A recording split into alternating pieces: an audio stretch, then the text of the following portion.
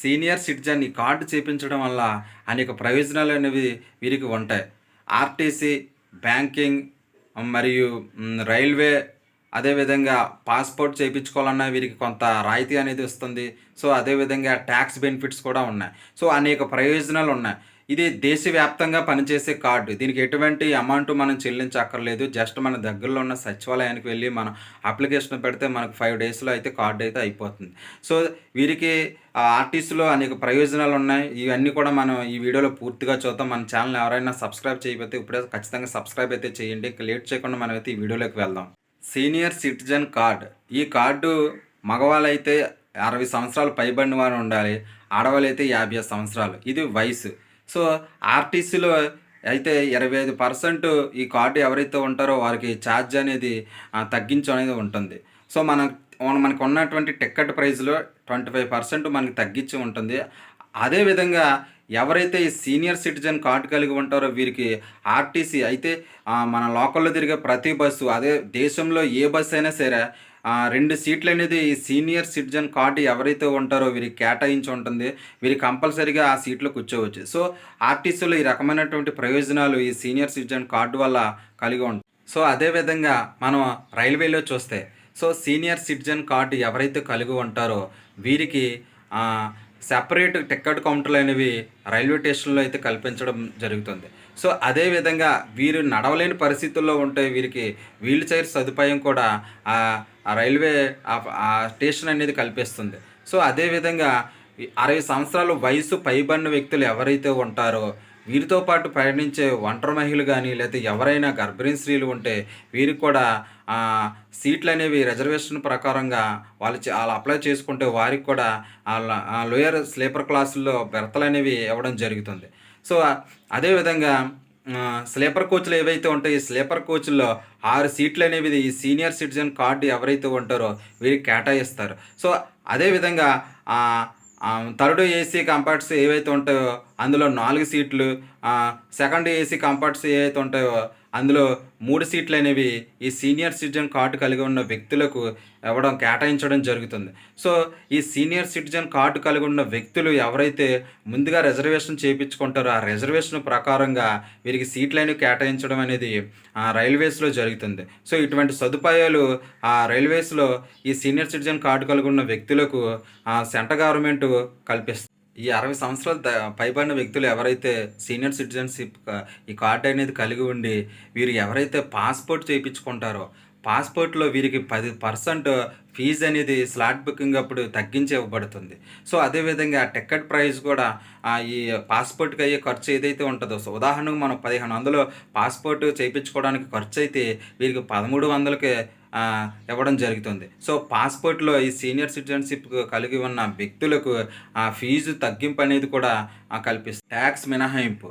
60 సంవత్సరాల పైబడిన వ్యక్తులు ఎవరైతే సీనియర్ సిటిజన్స్ కార్డ్ కలిగి ఉంటారో వీడికి 3,00,000 వరకు పన్ను మినహాయింపు ఉంటుంది.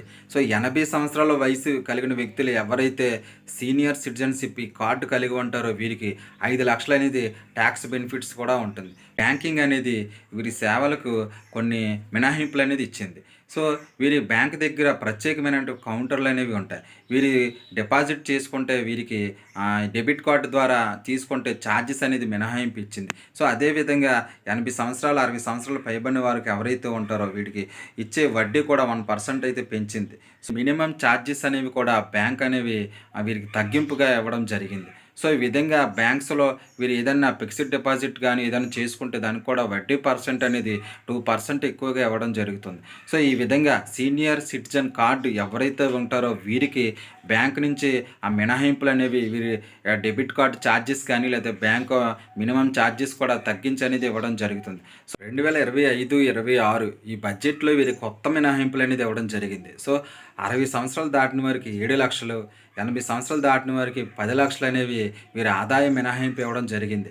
అదేవిధంగా టీడీఎస్ కూడా వీరికి వడ్డీ అనేది కూడా కొంచెం తగ్గించి ఇవ్వడం, టీడీఎస్‌లో కూడా వీరికి ఛార్జెస్ అనేవి కూడా తగ్గించి ఇవ్వడం జరిగింది. ఈ సీనియర్ సిటిజన్ కార్డ్ అనేది గ్రామ వార్డు సచివాలయంలో అప్లై చేసుకోవచ్చు. అదేవిధంగా జిల్లా జిల్లా దివ్యాంగుల వయోవృద్ధుల సంక్షేమ అధికారి కార్యాలయం ఉంటుంది. సో, అక్కడ కూడా మీరెళ్లి అప్లికేషన్ చేసుకోవచ్చు. అదేవిధంగా తెలంగాణలో అయితే జిల్లా సంక్షేమ అధికారి కార్యాలయం అని ఉంటుంది. సో, అక్కడ కూడా మీరైతే ఎళ్లి అప్లికేషన్ అనేది చేసుకోవచ్చు. మీరు అప్లికేషన్ చేయడానికి ఆధార్ కార్డ్ ఉండాలి. సో, అదేవిధంగా బ్యాంక్ అకౌంట్ ఖచ్చితంగా ఉండాలి. మీకు వయసు 60 సంవత్సరాలు దాటినటువంటి వ్యక్తులు ఖచ్చితంగా ఆధార్ కార్డ్ అనేది తీసుకెళ్ళాలి. సో, ఈ విధంగా Aadhaar card, bank account, passport size photo ఇవి తీసుకొని వెళ్లి మీరైతే అప్లికేషన్ అనేది చేసుకోవాల్సి ఉంటుంది. సో, దీనికి ఎటువంటి ఫీజ్ అనేది ఉండదు. మీరు గ్రామ వార్డు సచివాలయంలో అప్లై చేసుకుంటే మీకైతే ఒక 1 వీక్ అనేది పడుతుంది. మీరు జిల్లా సంక్షేమాధికారి వయోవృద్ధుల కార్యాలయానికెళ్లి అయితే మీరు అప్లై చేసుకుంటే మీకైతే అప్లికేషన్ ఇచ్చిన ఒక 2, 3 గంటల్లో అయితే మీకైతే కార్డ్ అనేది ఇవ్వడం జరుగుతుంది. సో, ఈ విధంగా ఎవరైతే ఆంధ్ర మరియు తెలంగాణలో ఉంటారో వాళ్ళందరూ కూడా ఈ కార్డ్ అనేది ఖచ్చితంగా మీకు ఎవరైతే ఉంటారో యూజ్‌ఫుల్ అనేది ఎవరైతే ఉంటారో వాళ్ళు ఖచ్చితంగా మీరైతే చేపించండి. ఇది దేశవ్యాప్తంగా అయితే ఈ కార్డ్ అనేది చెల్లుబాటులో ఉంటుంది. మీకు దేశవ్యాప్తంగా ఉపయోగపడుతుంది. దేశవ్యాప్తంగా అందుబాటులో ఉంది. ప్రతి రాష్ట్రంలో మనకున్న అన్ని రాష్ట్రాల్లో కూడా ట్రైన్స్ గానీ, బ్యాంక్స్ గానీ, అదేవిధంగా ఆర్టీసీ బస్సులు గానీ ఏదైనా సరే ఈ కార్డ్ అనేది ఉపయోగపడుతుంది. సో, ఖచ్చితంగా మీరందరూ ఎవరైతే అవకాశం ఉండి, ఎవరైతే ఎలిజిబుల్ ఉంటారో వాళ్ళందరూ కూడా మీకు కావాల్సిన ఫ్రెండ్స్ గానీ, ఫ్యామిలీస్ గానీ, మీకు తెలిసిన వారి రిలేటివ్స్ గానీ ఎవరికైనా సరే ఈ కార్డ్ అనేది చేపించండి. ఛానల్‌కి ఎవరైనా సబ్స్క్రైబ్ చేయకపోతే ఖచ్చితంగా సబ్స్క్రైబ్ అయితే చేయండి. మీకు మరిన్ని వీడియోస్ మన ఛానల్ నుంచి వస్తుంటాయి. ఇన్ఫర్మేషన్ వీడియోస్ మీకు అన్నీ వస్తుంటాయి కనుక. సో, నన్ను కూడా సపోర్ట్ చేసినట్టు ఉంటుంది. సో, మీకు ఏదైనా డౌట్స్ అనిపిస్తే నాకైతే కామెంట్ అయితే చేయండి. సో, ప్లీజ్ మన ఛానల్ లైక్ చేయండి, షేర్ చేయండి. ఈ వీడియో ఎవరికైతే ఉపయోగపడుతుందో అన్నారో వాళ్ళకైతే ఖచ్చితంగా ఈ వీడియోని మీరైతే షేర్ చేయండి. మీకు ఏదైనా డౌట్స్ అనిపిస్తే నాకైతే ఖచ్చితంగా మీరైతే కామెంట్ అనేది చేయండి. సో, మన ఛానల్ తప్పకుండా అయితే సబ్స్క్రైబ్ అయితే చేయండి.